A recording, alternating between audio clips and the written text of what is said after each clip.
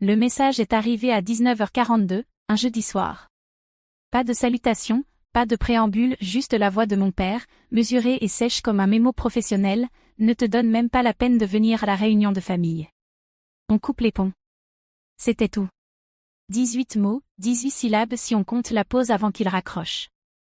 Je l'ai écouté une fois, non pas parce que je n'y croyais pas, mais parce que, pour une raison quelconque, je m'attendais à ressentir quelque chose de plus fort, un pic de rage, un coup de poing dans la poitrine, quelque chose. Mais tout ce que j'ai ressenti, c'est un calme étrange, comme si la partie de moi qui s'était préparée en silence depuis des années venait enfin d'entendre ce qu'elle savait depuis toujours. Je m'appelle Harper Lane.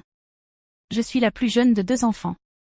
Mon père, Warren, a construit Lane Autocare à partir de rien, d'abord comme simple mécanicien, puis comme franchisé, et enfin comme directeur d'un réseau régional. Mon frère aîné, Rhett, est l'héritier qu'il a toujours voulu, charismatique, imprudent, intouchable. Et moi? J'étais celle qui gardait la lumière allumée, discrètement, efficacement, invisiblement. Je n'ai pas rappelé ce soir-là. Je n'ai pas demandé pourquoi. Je n'ai même pas transféré le message vocal à ma mère, Lynette, qui, historiquement, se tenait toujours à l'écart des affaires lorsque ça devenait gênant. Je lui ai simplement répondu par SMS avec 2 mots, compris. Ensuite, j'ai ouvert mon ordinateur portable, me suis connecté au portail du prêt que je n'avais pas consulté depuis des mois, et j'ai fait ce qu'aucun d'eux n'aurait imaginé que je fasse. J'ai retiré mon nom. Pas par colère. Pas par vengeance. Mais par lucidité. 2 ans plus tôt, lorsque l'entreprise familiale avait besoin d'un prêt de 2,5 millions de dollars pour financer une expansion, la banque avait exigé un second signataire avec un crédit irréprochable. Rhett était endetté. Warren était déjà trop engagé financièrement. Moi, j'avais des comptes propres et un MBA de Harvard. Ils ne m'ont pas supplié de signer. Ils ont simplement posé les papiers sur la table, en partant du principe que je le ferais. Et je l'ai fait parce qu'à l'époque, je croyais encore que la loyauté donnait droit à une place. Mais là, seul à ma table de cuisine, avec le message vocal qui tournait en fond, j'ai compris autre chose, il ne venait pas de me couper de la famille, il venait juste de confirmer ce qu'il faisait en silence depuis des années. Et cette fois, j'étais prête à mettre le point final à leur phrase. J'ai longtemps cru que mon père aimait l'ordre plus que tout. Mais avec le temps, j'ai compris que ce n'était pas l'ordre qu'il aimait, c'était le contrôle. Warren Lane a bâti Lane Autocare exactement comme il a bâti notre maison, brique par brique, règle après règle, sans aucune place pour la tendresse. Le garage passait en premier. La famille venait en second, parfois en troisième. Il avait une phrase qu'il répétait souvent, devant les employés, mais encore plus devant nous, on n'embauche pas des étrangers. On forme nos remplaçants. Et c'est ce que Rhett et moi étions, des successeurs potentiels, en théorie. Rhett avait 3 ans de plus que moi, il était plus bruyant, plus audacieux, et toujours juste assez loin de ses responsabilités pour ne jamais en être tenu responsable. Mais il avait le charme que Warren respectait, cette assurance que mon père reconnaissait en lui-même. Alors Rhett avait les compliments, les secondes chances, la liberté. Moi, j'avais le tableau à pince. À 12 ans, je rentrais les livraisons de pneus dans QuickBooks. À 16 ans, je gérais la paie du 3e site pendant les vacances de printemps. Je ne demandais pas, on me disait. Pas de merci. Pas de questions. Juste cette attente silencieuse que je sois là où l'entreprise avait besoin de moi, disponible, obéissante, inépuisable. Ma mère, Lynette, n'était pas cruelle. Elle s'était simplement effacée dans son rôle, organiser les dîners, plier les factures dans des enveloppes, sourire pendant les réunions, puis me prendre à part ensuite pour me rappeler, ton père construit quelque chose pour nous. Sois reconnaissante, ma chérie. Alors je l'étais. Ou du moins, j'essayais. J'ai travaillé dur, obtenu mon MBA, refusé une offre en logistique à Chicago parce que Warren disait, la famille avant l'ambition. Il avait besoin de quelqu'un pour l'aider avec l'expansion régionale. Rhett, apparemment, se concentrait sur la vision. Moi, je me concentrais sur tout le reste. Quand l'occasion s'est présentée de financer un nouveau siège social, c'est moi qui ai négocié le bail, comparé les taux dans 6 banques, obtenu un accord avec des conditions avantageuses et un taux bloqué sur 3 ans. Mais la banque voulait un second signataire. Rhett ne pouvait pas, son crédit était fichu. Warren ne voulait pas mettre ses biens personnels en jeu. Alors ils se sont tournés vers moi. Pas de grands discours. Pas de dîner en famille. Juste les papiers posés sur la table et un stylo déjà décapuchonné. J'ai hésité, peut-être une demi-seconde, puis j'ai signé. Parce que, quelque part en moi, je croyais encore qu'en prouvant que j'étais assez loyal et assez indispensable, ils finiraient par me voir, non comme le plan de secours, mais comme faisant partie du plan. Bien sûr, ils n'ont jamais dit merci. C'était simplement mon travail. C'était il y a 2 ans. Je croyais investir dans un avenir commun. Je ne savais pas que je me rendais juste assez utile pour devenir invisible. Et quand on reste silencieuse trop longtemps, on finit par croire que l'invisibilité, c'est une forme d'amour. Ce n'en est pas une. C'est juste le silence qu'on prend à tort pour la paix. La première fissure n'a pas ressemblé à un craquement. Elle a ressemblé à un rire. Celui de Rhett, pour être précise. Nous étions en réunion budgétaire trimestrielle, juste nous 3, Rhett, Warren et moi. J'avais signalé une facture fournisseur, $12 000 facturée en double sur 3 mois, une erreur flagrante. Du moins, je le pensais. C'est un ami à moi, dit Rhett en agitant la main comme s'il balayait une poussière sur son col. Laisse passer. Il nous fait de bons prix ailleurs. Je me suis tournée vers mon père, attendant quelque chose, un froncement de sourcils, peut-être un simple mot de remise en question. Mais Warren n'a pas bronché. Il a juste attrapé son café et a dit, concentre-toi sur des choses plus importantes, Harper. Arrête de te comporter comme une étrangère. Étrangère. Ce mot n'a pas seulement piqué, il s'est logé quelque part sous ma peau. Je n'étais pas une recrue récente. J'avais supervisé la logistique de 4 expansions de sites, renégocié notre flotte à moitié prix, et maintenu la paix à flot malgré 2 crises d'approvisionnement. Et pourtant, dès que je questionnais quelque chose qui ne relevait pas des tableurs ou de l'obéissance silencieuse, je devenais étrangère. Après cette réunion, les choses ont commencé à changer. Subtilement, au début. Mon accès au système interne a commencé à se restreindre. Je ne pouvais plus me connecter aux plateformes des fournisseurs. Puis, le tableau de bord financier m'a redirigé vers une page en lecture seule. La carte de crédit de l'entreprise liée à mon nom a expiré, elle n'a jamais été remplacée.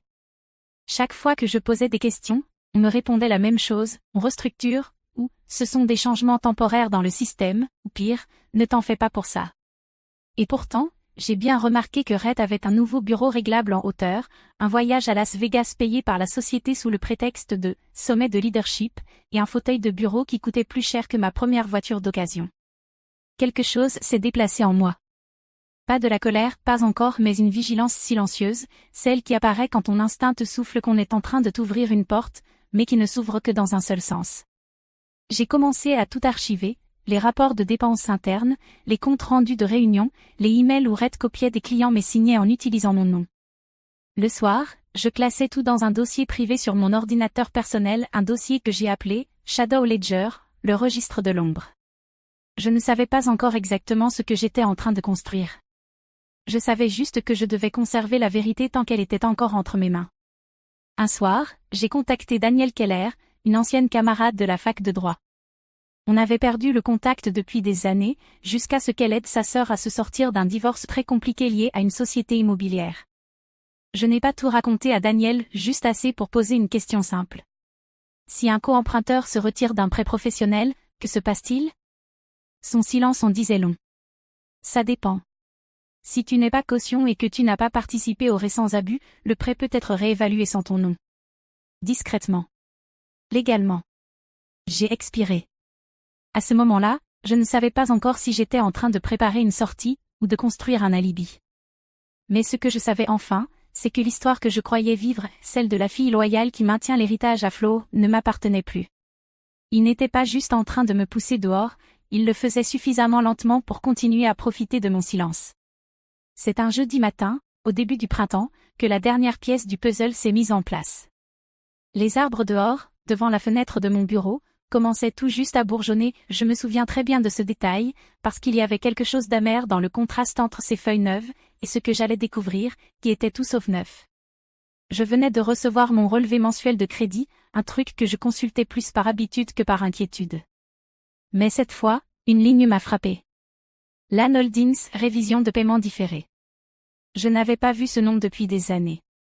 C'était une société écran que Warren avait créée à l'époque pour détenir des biens immobiliers censés être dormantes, du moins, je le pensais. Piqué par la curiosité, j'ai creusé davantage. Ce que j'ai trouvé n'était pas seulement choquant, c'était pire que ça. Le prêt pour l'expansion, celui que j'avais co-signé 2 ans plus tôt pour financer le nouveau siège de l'Anotocare, était en souffrance. 3 mensualités en retard. L'entreprise était au bord du gouffre, flottant péniblement grâce aux délais de grâce et aux factures fournisseurs reportées. Mon nom figurait toujours sur ce prêt. Et pire encore, il était cité dans les communications avec les créanciers comme raison pour accorder un délai, parce que mon crédit était impeccable, parce que mes finances étaient intactes, parce que j'étais, comme toujours, la personne fiable. Sauf que, je n'avais pas vu un seul rapport financier depuis des mois. Je n'avais pas été conviée à une réunion de direction depuis l'automne dernier. Et la dernière fois que j'avais demandé une mise à jour à Rhett, il m'avait répondu avec un emoji clin d'œil, « T'inquiète pas, Sœurette. Un grand projet arrive. » La « vision » ne paie pas les factures. J'ai alors ouvert les anciens fichiers, retracé les factures sur 6 trimestres, comparé les dépenses aux prévisions budgétaires que j'avais moi-même rédigées. Et là, je l'ai vu. Plus de 40 000 $ en honoraires de conseil, tous versés à un ami de Rhett. Plusieurs lignes intitulées « Test marketing » sans qu'aucune campagne n'y soit rattachée. Des réparations de véhicules facturées 3 fois. Et des devis de fournisseurs signés avec mes initiales, des signatures que je n'avais jamais validées. Ce n'était pas de la mauvaise gestion. C'était une orchestration méthodique.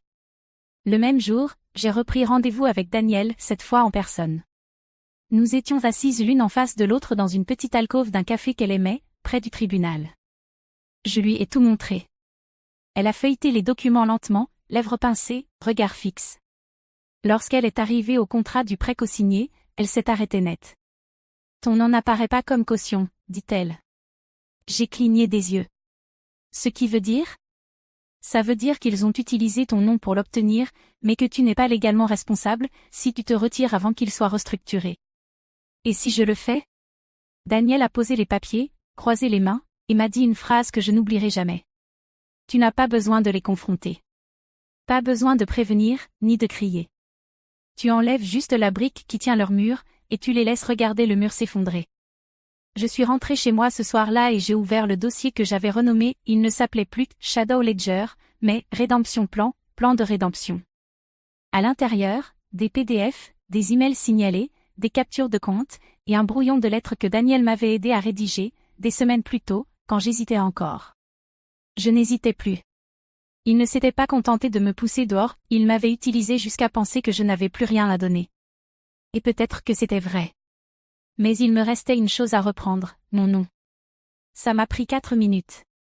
C'est le temps qu'est resté ouvert le portail une fois connecté avec les identifiants administrateurs que j'avais créés 2 ans plus tôt, quand j'avais encore tous les accès, quand je croyais encore que je construisais quelque chose de réel. L'écran a clignoté une fois, puis un message est apparu. Statut du co-emprunteur, actif. Option de modification disponible. J'ai cliqué sur « Supprimer ». Ensuite, j'ai téléchargé la lettre de retrait que Daniel et moi avions finalisée 3 semaines plus tôt. J'ai saisi mon code PIN, puis j'ai validé. Aucune alarme ne s'est déclenchée. Aucun email de confirmation. Juste un message discret, en lettres grises, en bas de l'écran. Mise à jour reçue. Traitement en attente de validation de conformité. C'était fait. L'étape suivante, c'était le contrôle des risques. J'ai envoyé un email au gestionnaire de prêt de la banque, un certain Case RB, avec qui j'avais négocié lors de la phase d'expansion. J'ai joint un résumé des irrégularités financières, fraude de fournisseurs, signatures falsifiées, restrictions d'accès prouvant une exclusion interne. Mon ton était précis, clair, professionnel. Ce que je n'ai pas inclus, c'est l'émotion. Moins d'1 heure plus tard, la banque a gelé le compte opérationnel lié à LAN Holdings et lancé un audit interne du prêt. Silencieusement. Sans appel à mon père, sans note arrête. Juste une pause. Un curseur qui clignote sur leur écran, là où il n'y avait auparavant qu'une confiance aveugle. Pendant qu'ils paniquaient, moi, j'avançais. J'ai contacté ma comptable personnelle, Sabrina Kim, une amie de l'époque de la fac. Ensemble, on a passé en revue mes risques potentiels, simulé les pires scénarios. Elle a confirmé ce que Daniel m'avait dit, aucune responsabilité, aucun impact sur mon crédit, et même pas l'obligation légale de les prévenir. Le fonds fiduciaire où j'avais transféré mes économies le mois dernier était parfaitement sécurisé. Ce soir-là, pour la première fois depuis des années, j'ai mis mon téléphone en mode silencieux, et je le pensais vraiment. J'ai dormi. Le lendemain matin, en me réveillant, il y avait déjà 32 appels manqués. et à la mi-journée, 78 de ma mère, 13 de mon père, 7 de Rhett, et un d'un numéro que je n'ai pas reconnu, jusqu'à ce que j'écoute le message vocal. C'était Gordon Maddox, leur comptable depuis des années. Sa voix était aiguë, paniquée, presque brisée. Harper, rappelle-moi tout de suite. C'est sérieux. Le prêt est en train de s'effondrer. La banque a retiré son soutien. On risque de faire défaut. Tu dois régler ça. Tu m'entends? Tu dois régler ça.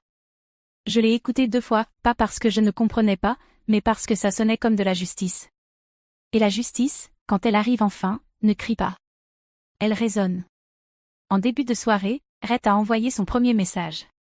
Qu'est-ce que t'as fait, bordel? Puis un autre. Tu exagères. On aurait pu régler ça en interne. Mais le mot « on », il ne signifiait plus rien. Il n'y avait plus de « on » depuis bien longtemps. Plus tard dans la nuit, ma mère a laissé un message vocal pas en colère, mais calme, tremblante.